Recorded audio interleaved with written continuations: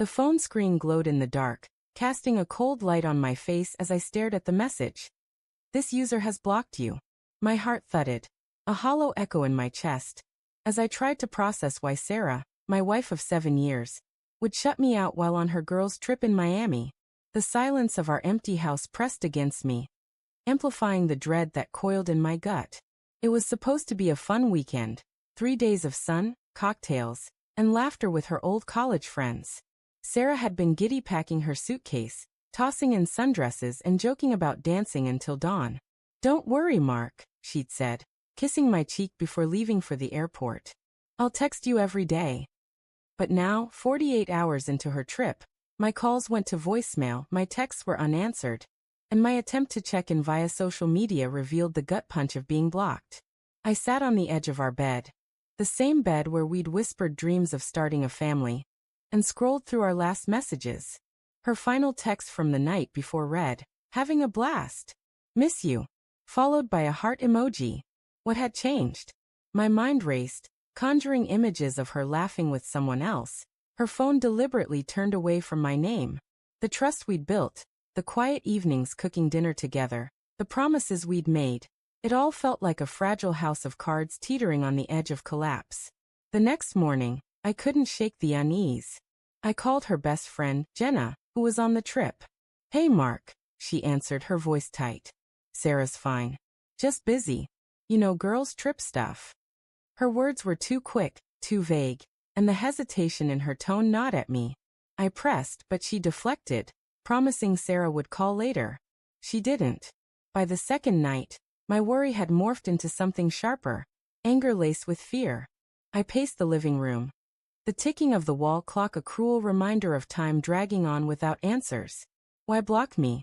If she was safe, why the silence? I opened my laptop and, against my better judgment, logged into her email, something I'd never done before. The guilt of invading her privacy warred with the need to understand. There, in her inbox, was a confirmation for a dinner reservation for 2 at a high-end Miami restaurant, made the day she left. The name listed wasn't mine. It was Ethan's. Ethan. Her ex from college, the one she'd casually mentioned, still lived in Miami. "Just a friend now," she'd said years ago, brushing it off when I asked. My stomach churned as I found more emails, flirty exchanges, plans to meet up during her trip. Each word was a dagger, slicing through the life I thought we had. I wanted to believe it was innocent, but the secrecy, the blocking, the lies, they painted a picture I couldn't ignore. I didn't sleep that night. Instead, I sat in the dark, replaying our marriage. The late nights she'd spent texting, claiming it was work. The way she'd pull away when I reached for her in bed, blaming stress. Small cracks I'd dismissed now gaped like chasms. By morning, I was hollow, fueled by coffee and betrayal. I booked a flight to Miami, not out of hope, but out of a desperate need for truth. The airport was chaos, crowds, announcements, the humid Miami air clinging to my skin. I waited by the gate where Sarah's flight would land, my heart a war zone of love and rage. When she appeared, pulling her suitcase, her face froze at the sight of me. Her friends trailed behind, their chatter dying as they sensed the tension. "Mark." Her voice trembled, her eyes wide with guilt. "What are you doing here? Why'd you block me, Sarah?" My voice was low, but it shook with the weight of everything I'd uncovered. She stammered, her hands fidgeting with her purse strap. I didn't mean to. It was an accident.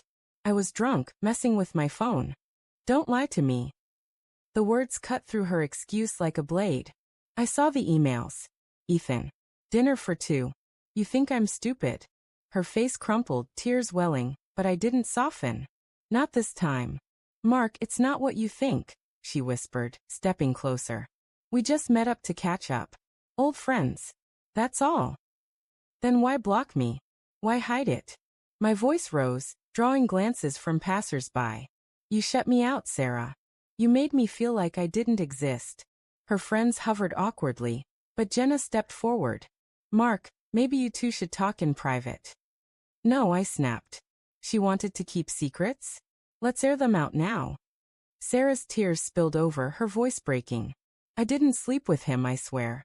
I got caught up in the moment. He reached out, and I thought it'd be harmless." But I knew you'd be upset, so I hid it. I'm so sorry. Her apology felt like ashes. Sorry doesn't fix this, I said, my throat tight. You broke us. You chose to lie, to block me, to sneak around. How do I trust you now? She reached for my arm, but I stepped back. The airport blurred around us, the noise fading into a dull roar. All I could see was her face, the woman I loved, now a stranger.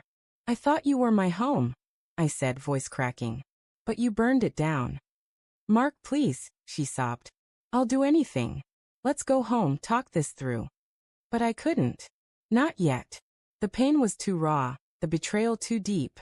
I turned, walking away as her cries echoed behind me. Each step felt like tearing out a piece of my heart, but I kept going, unsure if I'd ever find my way back to her. As I boarded my flight home, alone, the weight of her regret hung in the air, but it couldn't undo the truth. She'd chosen to betray me, and I'd have to decide if love could survive that kind of wound. The plane ascended, and with it, the uncertainty of what came next.